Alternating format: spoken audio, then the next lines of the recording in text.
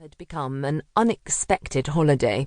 With their primary school closed for that wonderful creation, Teacher Training Day, the whole of that Tuesday, 1st of May, spread out like a glorious gift. Until, that is, Jamie Gould's mother unexpectedly turned into a dragon and turned off her son's computer, on which he and his best friend in all the world, Tris Winters, were playing the latest shoot-'em-up game, and thrust aside the curtains determinedly. "It's a beautiful day out there. Just look at it," Marjorie Gould demanded, pointing dramatically at next door's gabled roof. "When I was your age and the weather was this good, I couldn't wait to get outside."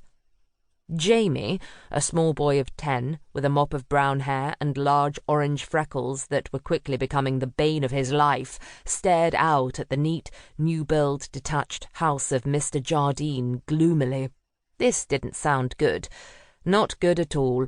He caught his friend's puzzled look and shrugged his skinny shoulders in apology.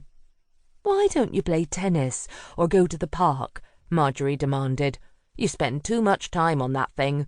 She nodded at the now-defunct computer with a grimace of contempt. "I want you to get some fresh air and exercise." This was even worse than he'd thought. "But Tris doesn't have a tennis racket," Jamie pointed out hopefully, still dreaming of reaching level 3, where, rumour had it, the creature from the Black Lagoon put in an appearance. "Then do something else," Marjorie Gould said in exasperation. In truth, she had a coffee morning looming and needed to get her coconut macaroons in the oven, a recipe straight from the Sunday supplements, and wasn't prepared to put up with her son's presence underfoot. "Why don't you take some jam jars and bread to the stream and see if you can catch some minnows?" she suggested, remembering vaguely doing something like that when she was their age. Tris Winters, a tall, tallow-haired lad with big brown eyes, blinked up at her from behind his heavy-framed glasses. "What's a minnow?" he asked, genuinely puzzled. Marjorie Gould stared at him helplessly. "If you don't know what a minnow is, then it's high time you learned, young man." "It's a fish," Jamie said miserably, having heard about this activity from one of his other friends at school. "You tie some string around the top of a jam jar, then put some bread inside, press it down really hard so it squashes into a corner and doesn't come out, then toss it in the river. When you see those little fish swim inside, you pull the jam jar out quick and put them into a bucket." Tris listened to this with his usual serious expression, then said simply, "Why?" To this, neither Jamie nor his mother had an adequate reply, but it didn't stop them being ushered out of the house that morning at 10 o'clock with 2 jam jars and a slice of Wonderloaf.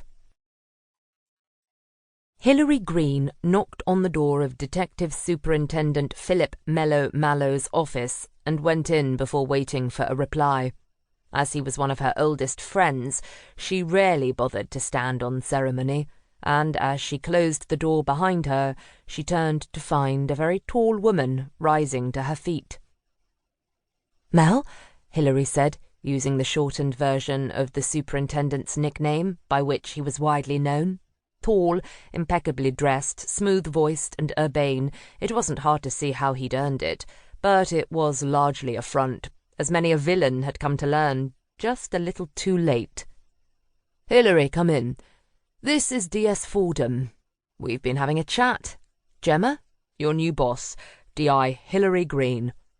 So this is Hillary Greene, Gemma Fordham thought, a tight feeling suddenly constricting her chest. Funny how life had a way of playing games with you.